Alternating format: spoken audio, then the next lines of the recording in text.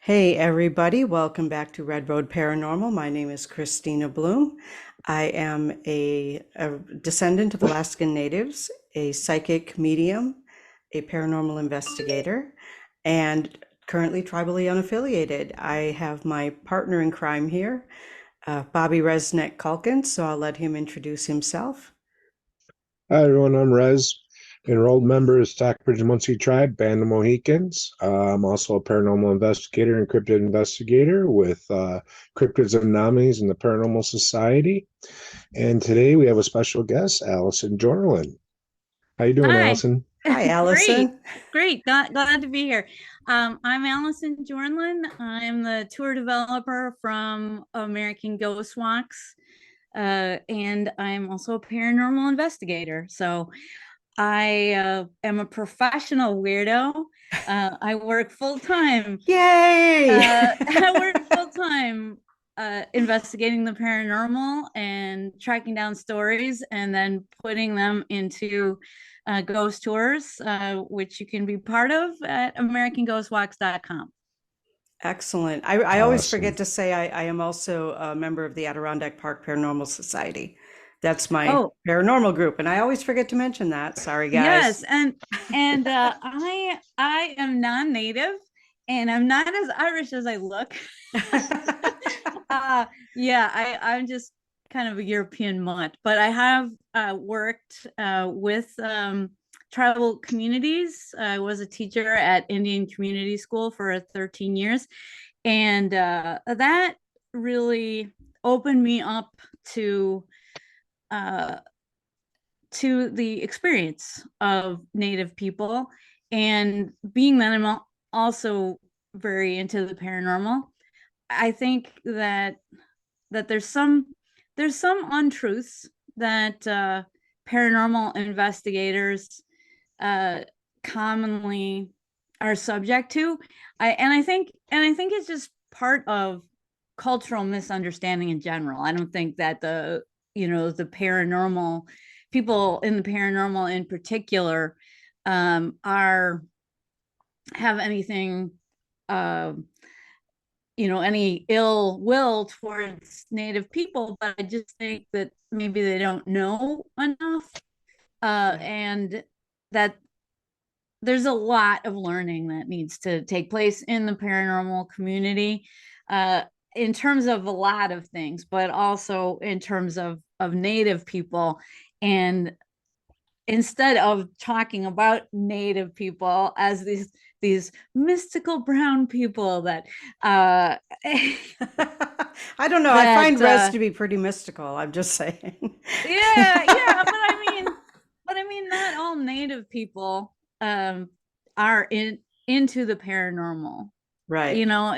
It's just there's some prejudice still there, and I think we have to work through that together, and make sure that if we are talking about tribes, that we're also talking to people from those tribes, Yeah, Mhm. uh, instead of absolutely. just making things up. Because I think that we've had this idea in our heads. Non-natives have had ideas in our heads about Native people, and that they still do.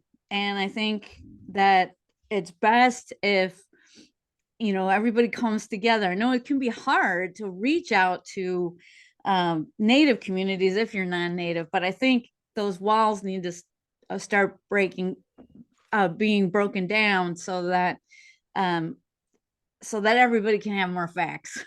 Yeah. And Yeah, And you just everyone hit the needs to nail be on the head. Yeah. Sorry, go ahead, everyone Res. needs to be everyone needs to be enlightened about the different cultures. It goes both ways. We need Right. to be enlightened about other cultures as other cultures need to be enlightened about, our ways. I'm a firm believer in that, especially when it comes to investigating. A lot of people hear, oh, Indian burial ground or a native haunting, they run the other way because they're scared. And I've found out most of the time it is the spirits just want to be honored, respected, and sometimes they want their story to be put out there. They want to be remembered. Yes. yeah, Yes. feel that as well, that there are a lot of spirits out there that want to be respected and remembered. And I just feel like what you were saying there about this idea of the why is it haunted, because it's a Native American burial ground. There's a great book by a writer named Colin Dickey, and the book is called Ghostland, and he talks a lot about these different tropes that pop up in the paranormal, and then investigates them a little bit further. So one of the tropes is this whole Native American burial ground. So certainly those things, there are people who are critical, not just us, but like Colin Dickey's work. He was very critical of certain things in the paranormal, and one of them being Native American burial ground as a trope. And yeah, we've gotta, as people who are interested in the paranormal, be able to advance the paranormal by looking at concepts that we're using as crutches, and you know like get beyond it to something deeper. What do you guys think about that? Most definitely. My biggest thing is always you got to go in with an open mind. Don't go in any preconcepts, and go where the evidence takes you. If the evidence is taking you along the lines of, say, it is something Native American related, then look at the whole picture of it. Just don't look at little tiny bits and pieces and pick and choose what you want to accept. Accept the whole picture when it comes to stuff like that. That's, my theory on that. I completely agree. And I was, as you were saying, Native American tropes, and my experience within the paranormal community, which I've been a part of for at least 20 years. So, I've seen it change over the years, but mostly what people look at when they think of Native American paranormal is it goes one of two ways: either the wise elders or the skinwalkers and wendigos. Yeah. There's like Yeah. no in between, and there's a lot of in between, Right. just like with every other culture, there's a lot of in between. So I think that to get people to look beyond those two extreme ends and look at everything in the middle too, like he said, look at the whole picture. Look at the whole picture. Yeah, I agree. Yeah, I really like how you talked about the two extremes there. And this idea that uh you have extreme evil on one side, and extreme benevolence on the other, Right. and not allowing native people to be full human beings. Yes. Right. Yes. and and that's like the duality of prejudice. Right. So you still see that there's some of that prejudice out there. And one of the things that I wrote about not too long ago was the Piasa bird. Mm-hmm. And I am bringing that to you today as something to examine, because it's really indicative of those different problems that we have in the field. Right. I think that because so the Piasa bird is this legend that comes out of Alton, Illinois, and many people that I really respect have talked about the Piasa bird. Even Colin Dickey, in one of his books, talked about the Piasa bird and didn't dig any deeper. So the idea is that there is this carnivorous huge bird that was extant during maybe the 1600s, 1700s, and it was attacking native people. And that's the concept of it. And then they did some incredible artwork on these limestone bluffs that representing this fearsome creature, I guess you would say, as this this winged devourer of men. Okay. On writ large on the cliffs.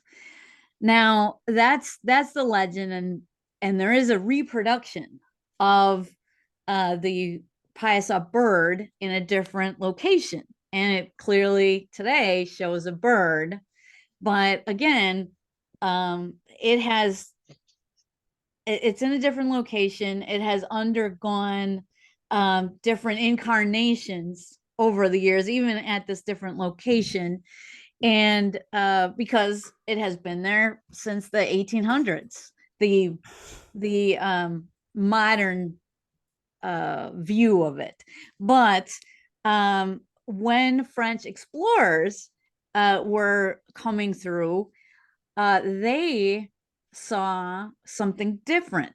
They did not see a bird.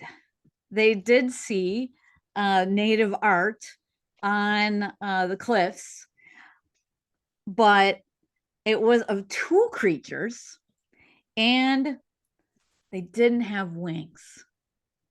When you look at the accounts of the Piasa bird, the account of the Piasa bird is written in a journal of a French explorer, and it doesn't say it's detailed. It's a detailed description of what this figure looked like, but not anywhere is the concept of wings mentioned.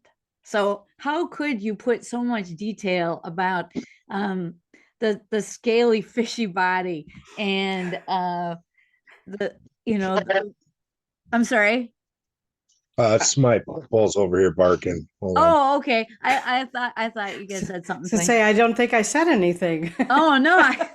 Okay. Okay, go ahead. Yeah. So the description of this creature is so detailed, but not anywhere are wings mentioned. So how did wings get added onto this? Well, there was a professor and folklorist who reimagined the bluff art as a flying creature, and he's the one that called it Paisa. His name was John Russell. And so what we see today is different than what was seen in the 1600s, 1700s on the bluff. It was what was reproduced by John Russell in the 1800s and his story about it. So it's taking something that was originally native and just reimagining the story from a white perspective of this creature coming out of the skies and preying on this native tribe. And there's this whole long story about it, how the noble chief went out and made himself bait for the beast so that the warriors could rush in and ambush it and finally kill it. So now I'm not saying that all native people consider the Thunderbird to be a benevolent force. I am only familiar with the Midwestern tribes and their beliefs about the Thunderbird. Yeah. So, but Illinois is in the Midwest, and I think a lot of the Ojibwe beliefs, for example, were communicated to the Illini in Illinois, and that they had similar concepts of the Thunderbird and so the beast of the air and the beast of the waters in Ojibwe called Mississippi. So Mississippi is a creature that is complicated and is not as nice to humanity as perhaps the Thunderbird is, but in Ojibwe cosmology, for example, the Mississippi will drown people at will, and then the Thunderbird will defend humanity and battle the water creature, the water panther, as it's called. And I was like, for a long time, I didn't really understand the concept of the water panther. I mean, how could that, what kind of cat likes water? I didn't understand that for a while. When I was reading what you had written in that article, I was like, water panther? When's the last time you saw a cat voluntarily getting water? Yes. So Yes. yeah, I'm right there with you. So yeah, please so continue. I didn't really understand, when I was taught about the water panther Mississippi and how there could be a cat hunting in the water. But that was my own hang up. And I'll get to that in a little bit about how I learned how I was wrong. But anyway, so there's this idea of the Thunderbird taking prayers up to the creator and overseeing humanity, and sometimes being feared if you're a wrongdoer, for example. But usually, at least in the tribes of Wisconsin that I'm familiar with, the Thunderbird is thought to be more of a protector. That's why when you look at the tribal seal for the Menominee people, you see a Thunderbird on the tribal seal. And the Thunderbird has even been used among the Menominee community to mean caretaking and love. And I should share that when I was a teacher at Indian Community School, during spring, we would renew our spirit pole, and the spirit pole was a cedar sapling that we would adorn, and we would place out in the schoolyard for as gathering place for spirits. And then anytime we had kids that maybe were going through a hard time, needed a little bit more emotional support, we would take them to the spirit pole. We would leave offerings out to the spirit pole when we had feasts, when we had sweat lodges, and this was a gathering place for spirits. But during spring, we would renew it, and we would dedicate it to the Thunderbird and ask for the Thunderbird's protection from the coming tumultuous storms of the springtime and summertime. And so never was the Thunderbird thought of in the tribal communities that I've been a part of as some kind of carnivorous hunter from the skies that is just looking for a quick meal. So when I was part of that community, I just got a new interpretation for how those winged creatures could be appreciated. And so then I decided to look at the Payasa a little bit more critically. And from there, I saw that there were anthropologists that have been studying the Thunderbird, and they agreed with my assessment that the Thunderbird was not what was being depicted as the Payasa bird. That the Payasa bird was originally actually a water creature, Mississippi. Okay. So that was really surprising, and that the word Payasa actually doesn't have anything to do with what John Russell said, that means of the bird that devours men. That it, and actually among people who study the Illini and Miami languages, it's actually thought to refer to two dwarves, to spiritual dwarves, and I was like, wow, what's that about? So then I looked deeper into the story, as it was told by an Illini storyteller, and I uncovered the actual story of what was going on there, and that was just really incredible to me to see that through line.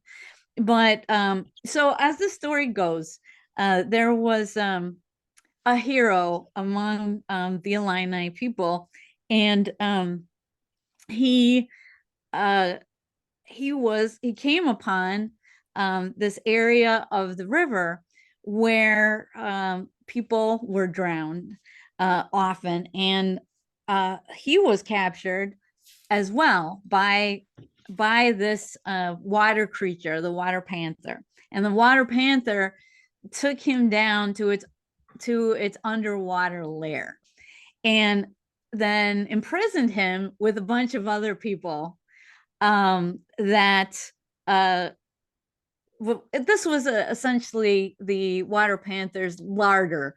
And so whenever he felt a little peckish, he would go to this little jail that he had in his underground lair and snatch a person out of it and eat the person.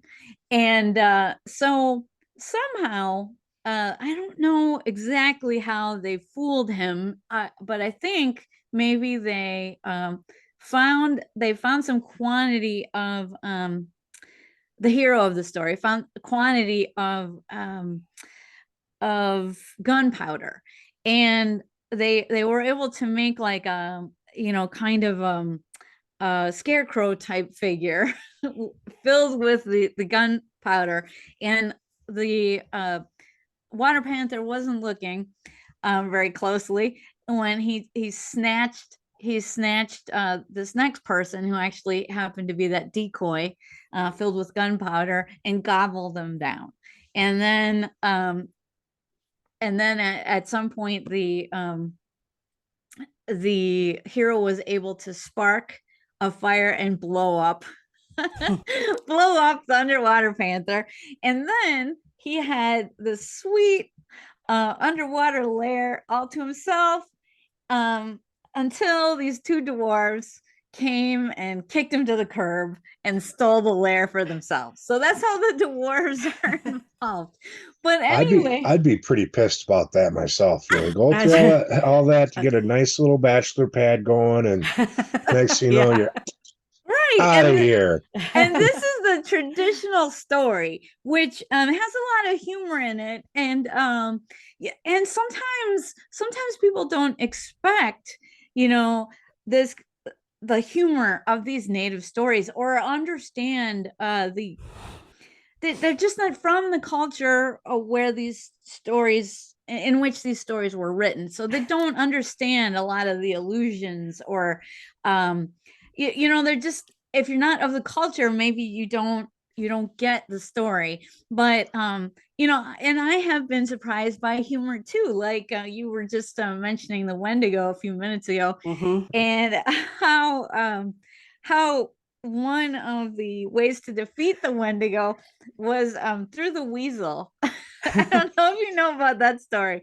but there's a Ojibwe story where a weasel actually somehow is able to crawl up the butthole of a Wendigo and defeat him that way. And so that's hilarious. I had forgotten about that story. I heard it years ago. Growing up in Lac du Flambeau, I heard a lot of these stories. So yes. Yeah. So I totally forgot about that. Maybe I blocked it out on purpose. I don't know. but anyway, it's hilarious. And it's not, it doesn't match that that stereotypical image like from the 70s of that Indian with the one tear. Yeah. You know, it just Oh, Yeah. you know what I mean? Right. And but these are the things that don't make sense to us. We as you know, people external to the culture, you know, that's your signal. If you're not understanding, you should look closer. And definitely. and I looked closer when I was looking into the Piasa. So anyway, the Piasa is referring to the dwarves, not to a bird that devours men. And the bluffs on which the art of actually two of these creatures, the water panther was placed, was actually a bluff that overhanged the river, where there was a confluence of waters and rapids coming up just after the so these this art was supposed to be a visible warning to canoers. So they would pass along the river, they would see that, you know, Mississippi was around, and they'd be extra vigilant as they're going down that part of the river, so as to not be claimed by a water panther or the rapids. So that makes a lot more sense as to why these portraits were put onto these bluffs at the certain location that they were. And then in the notes, in the notes of the French explorer, as I was saying, it was described, but where was the sketch? The sketch was nowhere to be found until there was a map that was produced from the original work, and that map, although the sketch is lost to history now, that map had the water panther on it, and a reproduced sketch of this creature. And again, in this reproduced sketch, there are no wings, but there are spots. So then I looked into that, because what cat likes water? What cat will hunt in water? You guys know? Leopard? Well, the Jaguar. jaguar Okay. will hunt in water. And although in modern times, jaguar only come up to Arizona from Mexico. They only come up as far as Arizona into the United States today. But who's to say in the past they didn't come up higher, and or just through communications with other tribes, the knowledge of this water panther got to us all the way in the Midwest. So it's possible that there was migration of the jaguar into areas near the Midwest, or maybe even to the Midwest, or at least the stories traveled up that far.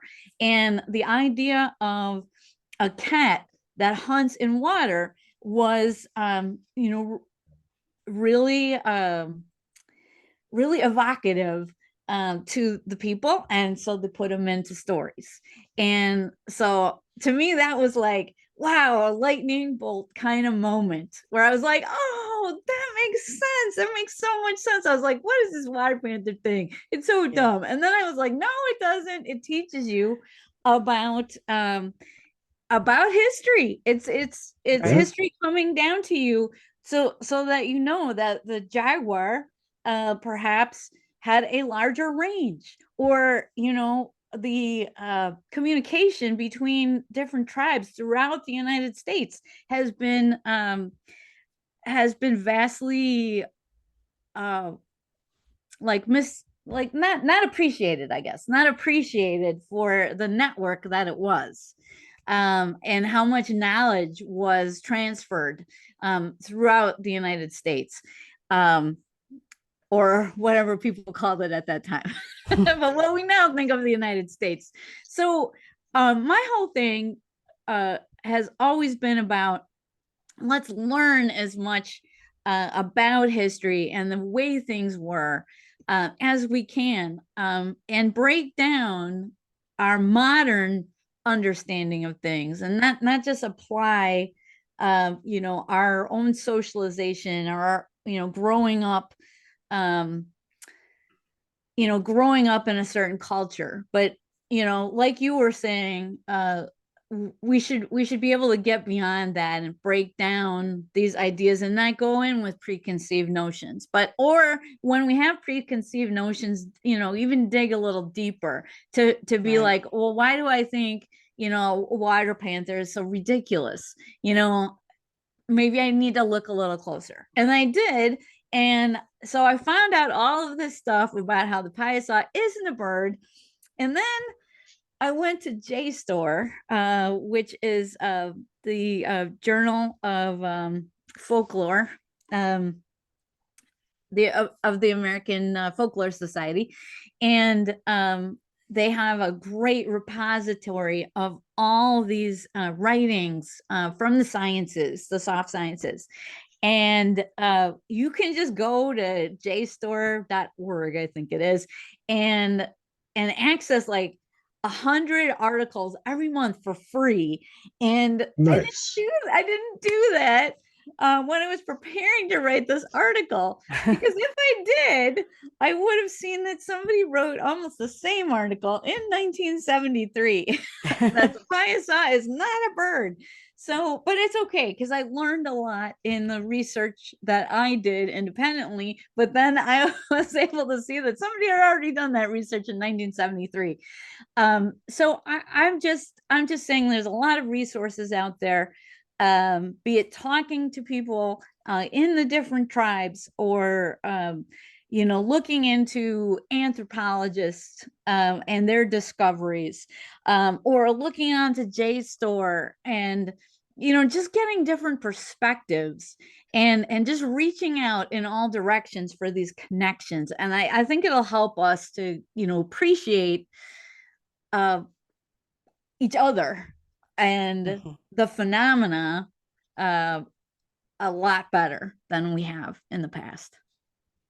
I agree. Definitely. I agree completely. And it's also taking into account that a lot of these stories that get more colorful as time goes on did actually start in some sort of truth. Right. Yeah. So, something came up out of the water and killed somebody. Yeah. But then it somehow became a bird. I mean, it's like it's because the stories just get more colorful as time goes on. Right. I think that's And something that we have to remember when we're hearing the stories. yes, and they're passed through different cultures. Yeah. So, and that's the thing to look at too. Be careful about, because there is a lot of appropriation. I'm a non-native person saying this, and I'm not trying to appropriate anything, but I'm trying to help people see that some of it I understand is that maybe a lot of what you've read about a different culture appeals to you, and so you want to be closer to that culture. But you shouldn't appropriate, like I believe John Russell did. He just took an image on the bluff, and really transformed it into his worldview. And it didn't represent the worldview of the native people who made that art originally. And Right. it's really something that would be unrecognizable to the people of that time. Yeah. Absolutely. To me, it almost sounds like he took the two different legends and just combined them into one and said, they'll never know, and Right. ran with it. Yes. Yeah, you got to be careful of that, because again, I just from my experience, I just look at the at the Thunderbird with reverence when I think of the Thunderbird. And it's not Yeah. that I'm like, oh, I hate Mr. Piju, because you can't do that either, because there was a role for Mr. Piju in protecting the waters, and in protecting certain resources like copper, for example. So I mean, I'm not, I don't want to label Mr. Piju as completely evil either. I don't want there to be that dichotomy. But the Thunderbird thing, the idea that the Thunderbird was malevolent, and you see that played out when people think of Mothman too, which is unrelated, but then I mean, I really have to mention that because I think there was a movie that I was in, Terror from the Skies, where they talk about the Mothman, and they also go and they see the modern Piasa depiction, and there are accounts of weird winged beasts in Illinois, and also Wisconsin. And I'm not discounting that as it's reflected in the old newspapers, for example, because I've seen that too. And it's interesting how there's like this gap where there's no sightings, and then maybe 30 years later or 50 years later, there's some more sightings, and then it's quiet again, and then there's a gap. So I mean, I do think that that is borne out by the newspaper record. So I'm not saying that there's no possibility of people seeing Thunderbirds, because actually someone in my family claims that he saw a Thunderbird in 1988. So I do have knowledge that there might actually be large flying creatures that that have an unknown origin, and that's reflected in an account from someone I know very well in my own family. So I'm not saying that they don't exist, but I'm saying that this idea that they are to be feared doesn't come from the native cultures in this area, as far as I know. What do you guys think? No, I think a lot of the stuff in our culture is positive when it comes to it. I think the negative spin kind of came from like the settlers from not understanding our legends, so they kind of just like assumed and went from there. So I'm personally, I think a lot of it is just how it was interpreted and how people decided to spread the story. When you get a positive story, it doesn't really spread that much. But if you add a little spice into it, all of a sudden everyone's listening and they wanna know more. Oh yeah, that's just human nature, I think. Oh yeah. That we're Yeah. drawn to the negative, I guess. Yeah. Well, for me, it was first of all my high school mascot. So, we were the Lakeland Thunderbirds. And so I heard that term every day for 4 straight years. And I never really looked into it at that point. I just wasn't my interest was getting the hell out of a high school. So that Me was too. that was my interest. I had no interest in anything else that was going on. But my assumption is that they wouldn't have made it a school mascot if, first of all, it wasn't somehow fierce because, sports and competition and all of that, but at the same time protective. Right. So that's my assumption on making it a mascot. So that, I mean, really, like my knowledge of Thunderbird is very limited, despite where I lived, despite where I, went to school. But I feel like I mean, like I have a friend who has a shop in Waupaca. No, was it Wauwatosa? No, Waupaca. I don't know. Somewhere down there. But they have like a giant Thunderbird painted on the wall in their store. So, you know, I assume that that means that they would think that that is a protective type of entity or spirit. Yeah. Yeah. And so my cousin actually he saw the Thunderbird when he was in the waiting room while his son was being born, his first son. And so he was really afraid when he saw it, and just terrified. And then he told me, and to me that was a beautiful thing, that you see the Thunderbird. It meant something completely different. Like he was like, oh, the evil, I could feel it looking at me, and wishing evil upon me. And I'm like, dude, no, I have a completely different idea of that it's it's Yeah. part of the celebration of your firstborn. And it's not here to do evil, and nothing bad happened as a result of his sighting. So the proof is in that, Right. that it was something fortuitous, him seeing the Thunderbird. I mean, that's the way that I took that's the way that I took it. And you can just see, how when you're steeped in a certain culture, you have a different reaction to Right. the same thing. So he saw this Thunderbird flying amongst the clouds, and it terrified him.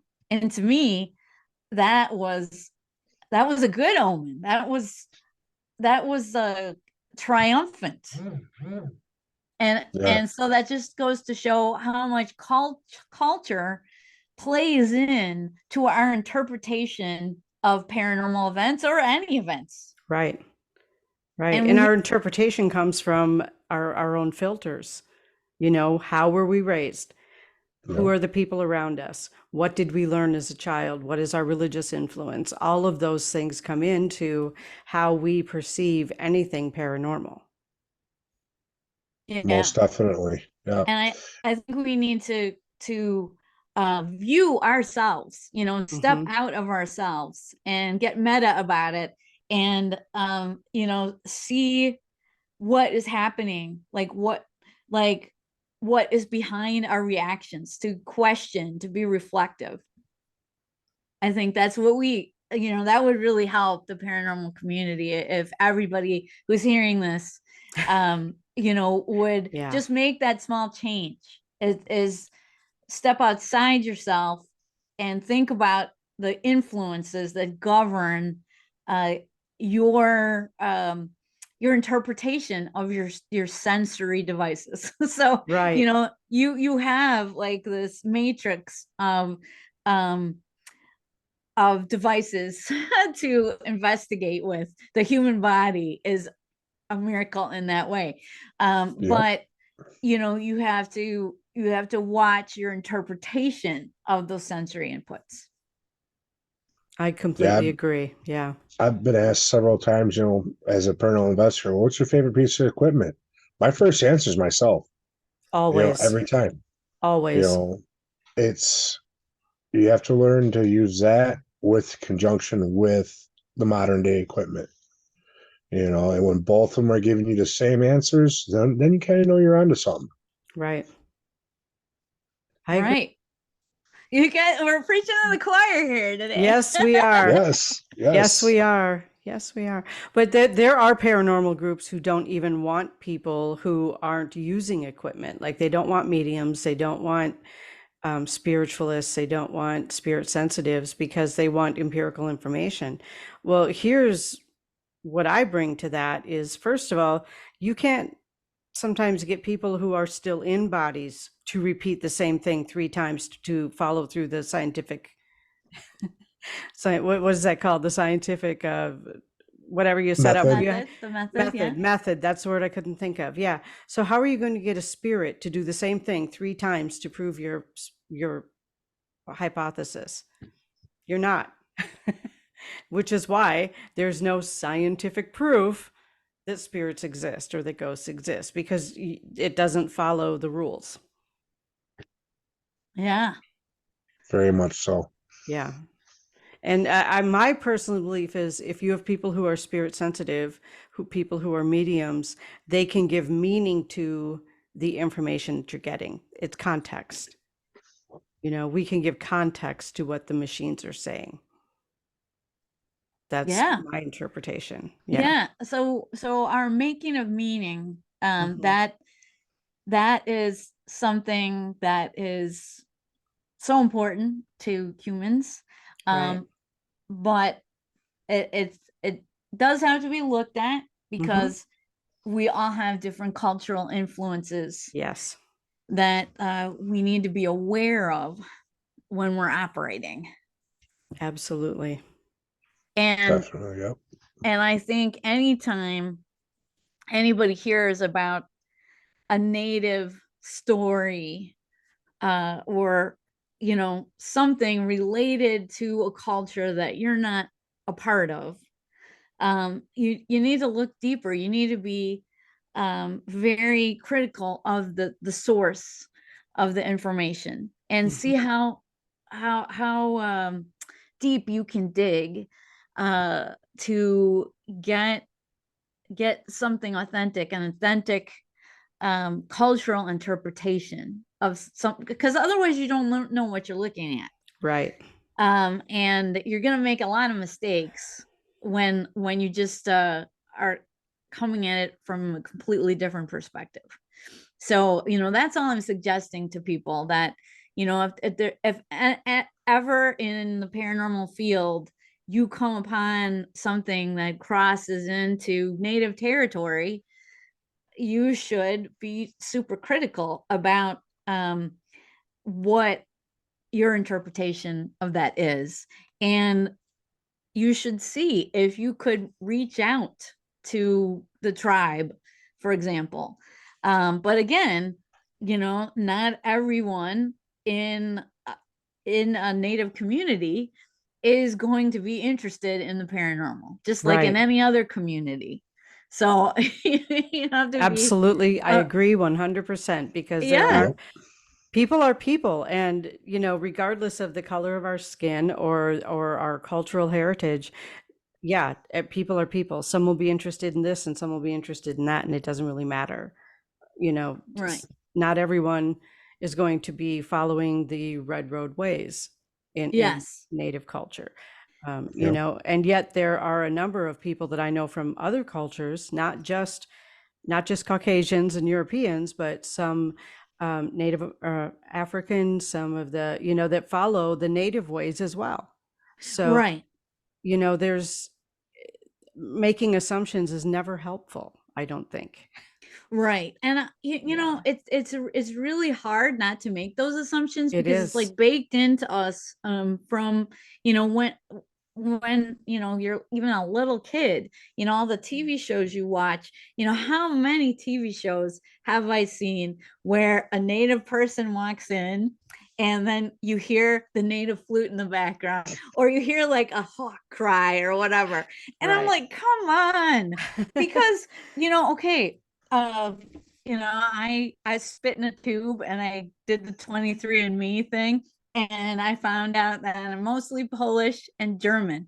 So does that mean when I walk into a room, or when I'm pictured on camera in something, that there should be a pa, like polka band Hey. behind me? I will keep Like, that in mind for next time, Allison. We'll oh my introduce you with a gosh, Yes. it's polka like, band. it's here's Allison, and oh man, Yeah, but doesn't I thought everyone got the drums and the hawk cry when they walked in the room. Just me? Just you. Just you, Oh wow. Rez. well, I think it's a Am I the lot only one cooler hearing than the this? polka. I mean, if we're gonna go there, but I just mean, just think of that. Right. If if when I if someone went on camera and they had, whatever heritage they're from, that people felt like they had to get a piece of music that represented that or whatever.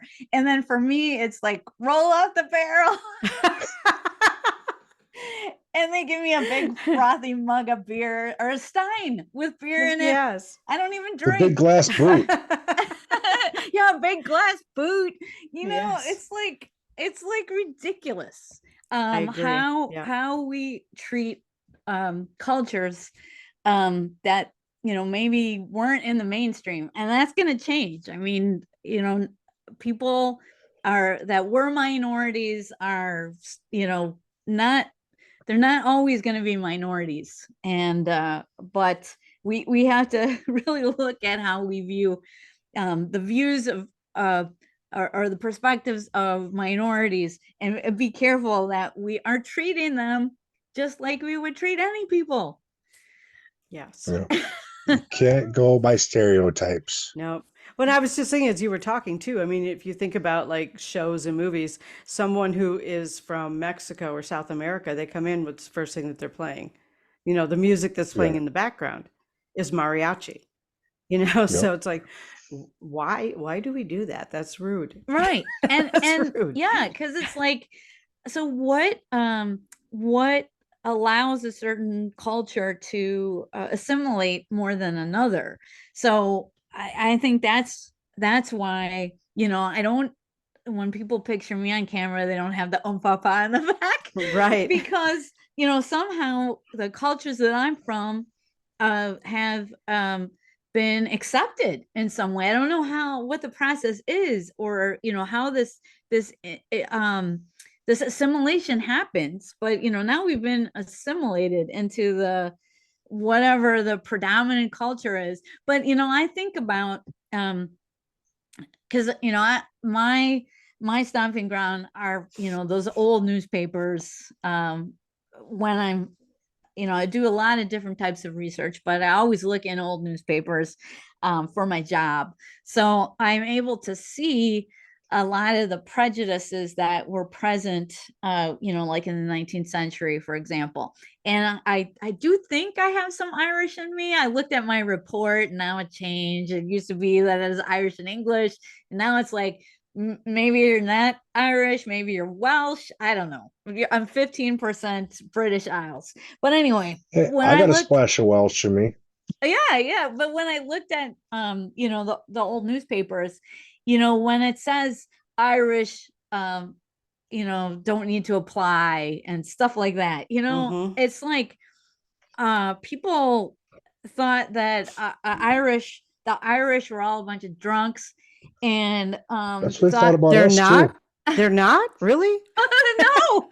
Wow. And Well, that's what they say about us too. You That know, we're a is, bunch of yeah. drunks and partiers and just right. savages. And that's what they said about the Irish. And so now you never see that. You never see Irish people really depicted in that way anymore. Mm-hmm.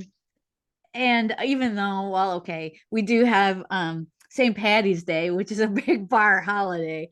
Right. But it's not seen as you know, some deficit that the Irish have as it used to be. Like, the Irish are good for nothing drunks. And also, Polish, I know that I'm a lot of Polish, 49%, so that's the biggest contingent. And like, all the Polish people were stupid. I mean, you don't hear Polish jokes anymore, but when I was I coming still up, know a few. what was that? I still know a few. You're going to get But us in trouble. Shh. but when I was growing up, you know, like 50 years ago, these Polish jokes were more prevalent. Mm-hmm. And oh man, so they were still hanging on, still a vestige of the past of what people thought of later immigrants, even though they were immigrants themselves. It Right. was Oh, aren't we still getting a lot of that though? oh, well, yeah, it's just Yeah. moved. It's It's just moved. moved. Yeah. It's just Yeah. like, we got to build a wall to keep the Mexicans out. You know? So, Well, by that so knowledge or by that thought pattern, Canada probably should have built a wall. right, to Keep keep the Americans Americans out. out. Yeah. But so it's interesting, you know, when you study history to Mhm. the extent that I have to do in my daily job, writing ghost stories. which, I take a very critical eye towards. But, I'm getting a lot of information about the past and looking through these old newspapers, and it really gets into me. And then it helps me to see what the problems that we still have in society. And I'm like, oh, there it is. It's like people aren't recognizing that for in the past it was the Irish. Now you don't like the Mexicans. You know what I mean? It's just they don't see that they're doing that. And it's Right. always a question I ask myself, like, what am I doing that later on, like 20 years from now, I'll be like, oh man, I can't believe I did that. How can we break the spell on our consciousness and, see our actions for what they really are? Instead of, learning about it later, be critical now of what you're doing and what society is doing. Right. So, my whole approach has been just encouraging people to be reflective in everything that they do, as a way to avoid mistakes that you're going to regret later. Yeah, Definitely. Good point. Yeah. This has been really just an amazing discussion. I've really enjoyed your stories and the insight that comes with your stories, and I really appreciate your research. Oh, thank you very much. I really Yeah. appreciate you asking me to be on. This has been just a Yeah. great show. And how can people get a hold of you if they have questions about your work or questions about maybe some clarity on the different legends that you research? Sure. Well, you can reach me through americanghostwalks.com. You can also email me at Allison@americanghostwalks.com. I should spell that. It's spelled just like all is on. ALLISON @americanghostwalks.com. Or you can call me. I do have a phone number that might be easy for you to remember. It's 414 Fortean, FORTEAN, after Charles Fort. Nice. Cool. Nice. Thank you Very very cool. much. This has been awesome. And we're probably going to have you on again sometime because you've got some great stories. Yep. Yeah, thank Yeah. you. I would really appreciate it. And anytime, just let me know. Awesome. Thank you. Rez, any last words? Same as always, remember to be kind and be good to everyone out there. One thing from today's conversation I do want to bring up was about the humor that you find in our culture. Remember that laughter is medicine, and it'll help tremendously no matter what you're doing within life. Remember to laugh, remember to enjoy things. Other than that, if you want to catch up on anything that I've been doing, check out the Wisconsin Caps YouTube channel. Other than that, anything else with you guys? Yeah, I have I'm on another podcast, releases on Saturdays, and that is the Apps Alchemy, APPS, which is the Adirondack Park Paranormal Society. We have a podcast that we release on Saturday mornings. And also, I am a psychic medium, and I'm working full time as a psychic medium. So you can look me up on Facebook, Kristina L. Bloom, and send me a message if you'd like to have a private reading with me. Anything with you, Allison? Any last That's words? yeah, that's pretty much it. Okay.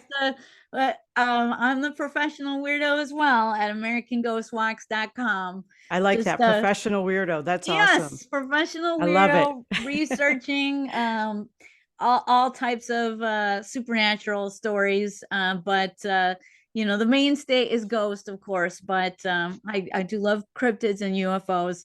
So if there's any stories anybody wants to share with me, again, Allison at americanghostwalks.com. I live for your stories. Thank you so much. Excellent. Thank you, everyone. Excellent. And we will see you next time on Red Road Paranormal.